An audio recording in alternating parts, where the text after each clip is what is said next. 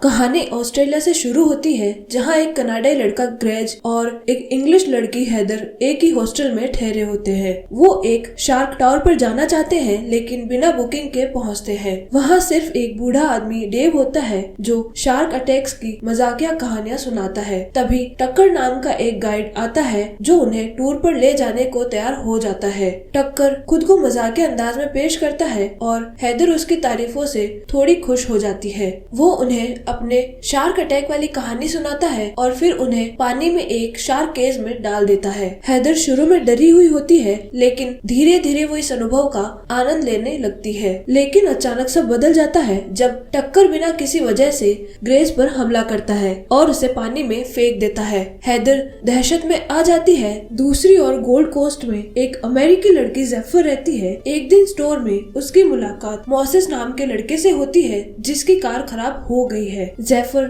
चोरी से आइसक्रीम लेती है और मोसेस उसे ब्लैकमेल करता है, लेकिन बाद में वह सफाई देता है कि वह काफी दूर से धूप में पैदल चलकर आया है। बातचीत में पता चलता है कि वह एक रियल एस्टेट एजेंट है। जेफर और मोसेस के बीच शुरुआती टकराव के बावजूद दोनों की सर्फिंग और म्यूजिक को लेकर पसंद एक जैसी होती है और वे करीब आ जाते हैं। जेफर एक रात उसके साथ बिताती है, लेकिन अगली सुबह बिना कुछ कहे चली जाती है। तभी उसे याद आता है कि उसकी लेश की वही छूट गया है। जब वह बीच पर पहुंचती है तो टक्कर वहां मिलता है और उसे की गिफ्ट करता है। शुरुआत में जेफर को कुछ शक नहीं होता, लेकिन अचानक टक्कर उस पर पीछे से हमला करता है। उसका मुंह टेप करता है और उसे बेहोश कर देता है। फिर उसे एक सर्फ बोर्ड बैग में छिपाकर अपनी बोट पर ले जाता है। वहीं जेफर को होश आता है तो वह खुद को एक बेड से हथकड़ी से बंधा पाती है। बगल में हेदर भी कैद होती है जो बताती है कि वो काफी समय से बंदी है। टक्कर की बोट अब समुद्र में है, दूर दूर तक कोई नहीं है। जेफर को अंदाजा होता है कि वे टक्कर की पहले शिकार नहीं है।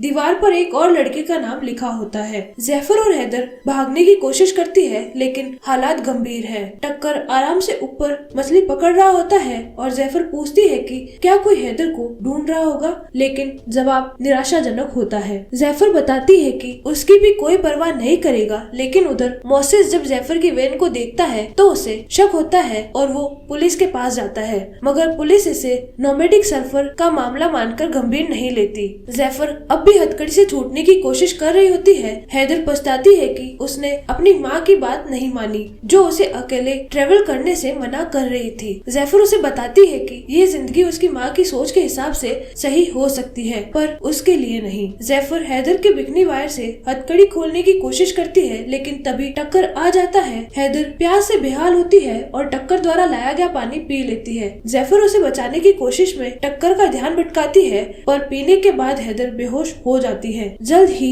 जेफर भी बेहोश हो जाती है। जब उसकी आंख खुलती है वो खुद को डेक पर कुर्सी से बंधा पाती है और देखती है कि हेदर को क्रेन से लटकाकर शार्क के लिए चारे की तरह इस्तेमाल किया जा रहा है। टक्कर उसका वीडियो बनाता है। हेदर की टांग को शार्क काट लेती है और जेफर ये सब देखकर सदमे में आ जाती है। वापस स्टोरेज में जेफर दीवार पर और भी लड़कियों के नाम देखती है, जो दर्शाता है कि वे पहली शिकार नहीं है। टक्कर हेदर की मौत को रिकॉर्ड करके जश्न मनाता है। उसकी बालों की एक लट और वीडियो को पुराने रिकॉर्ड्स के साथ एक कैबिनेट में रख देता है। अब उसकी अगली शिकार जेफर है, जिसका नाम वह एक टैग पर लिखता है। अगले दिन हेदर की लाश समुद्र में बह चुकी होती है और मोसेस अब भी जेफर के बारे में सोच रहा होता है। तभी उसे एक ड्रिफ्टिंग बोट मिलती है, जिससे उसे शक होता है। टक्कर जेफर को खाना देता है, पर जेफर गुस्से में ट्रे को लात मार देती है और उसे समुद्री कीड़े और कचरा कहती है। टक्कर पर असर नहीं होता, लेकिन जेफर अकेली होती है। बकेट को खोलकर हथियार बना लेती है। टक्कर जैसे उसे बेहोश करने की कोशिश करता है, जेफर उसके गर्दन में चाकू घोंप देती है। उसकी चाबियां लेती है और भागने लगती है, लेकिन वह होश में आ जाता है और उसके पीछे भागता है। वो उसे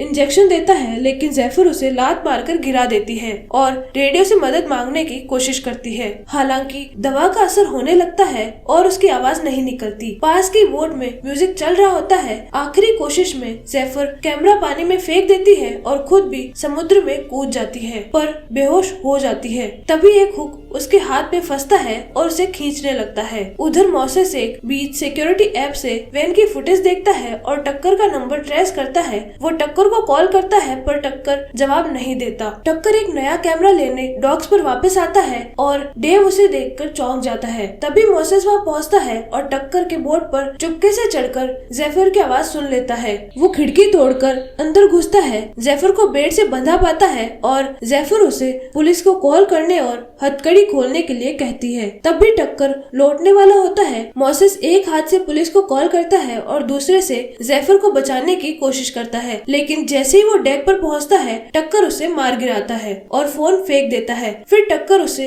हुक से मारने वाला होता है, तभी मोसेस बैग से हमला कर देता है और टक्कर को पछाड़ देता है, लेकिन तभी डेव आकर मोसेस के सिर पर मारता है जिससे टक्कर बच जाता है। लेकिन जब जेफर की आवाज सुनकर डेव को सच्चाई का एहसास होता है, टक्कर उसी हुक से डेव की हत्या कर देता है। अब वह मोसेस और जेफर दोनों को कैद कर देता है। जेफर गुस्से में मोसेस को धक्का देती है, लेकिन तभी बोट धीमी हो जाती है तो उन्हें पता चलता है कि कुछ बुरा होने वाला है। जेफर को बेहोश कर दिया जाता है और जब वह डेक पर होश में आती है तो देखती है कि मोसेस क्रेन में फंसा हुआ है और डेव की लाश पड़ी है। जेफर टक्कर से विनती करती है कि मोसेस को छोड़ दे, लेकिन वो उसकी बात का मजाक उड़ाता है और मोसेस को शार्क के सामने लटका देता है। जेफर उसे शांत रहने को कहती है और शार्क उसे नहीं काटती। टक्कर गुस्से में मोसेस को वापस खींचता है और चाकू से उसका पेट चीर देता है। खून गिरते ही शार्क वापस आ जाती है। तभी एक कोस्ट गार्ड हेलीकॉप्टर आता है और टक्कर को रोकना पड़ता है।